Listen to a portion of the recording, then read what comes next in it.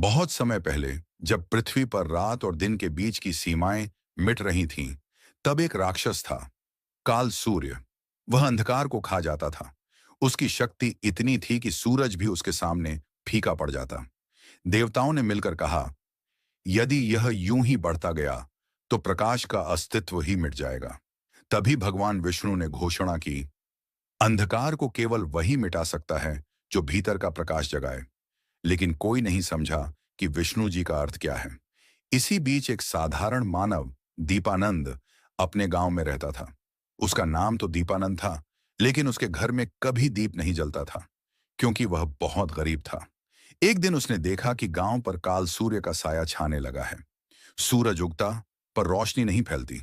तब दीपानंद ने अपनी टूटी मिट्टी की दिया ली और बोला, भले ही यह दिया छोटा है, पर मैं इसे तब तक जलाए रखूंगा जब तक सूरज लौट नहीं आता। उसने अपने घर के बाहर वह दिया जलाया और चमत्कार हुआ। जहां जहां वह चला, अंधकार पीछे हटने लगा। वह दिया कोई साधारण नहीं था। वह आशा का दीपक था, जिसमें विष्णु जी का आशीर्वाद छिपा था।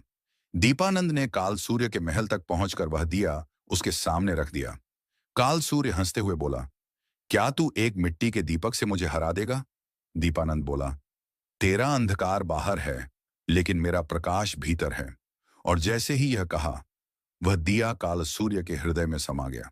राक्षस विलीन हो गया और धरती पर पहली बार सुबह से पहले उजाला फैल गया। देवताओं ने कहा, यह वही रात थी जब अंधकार की हार हुई।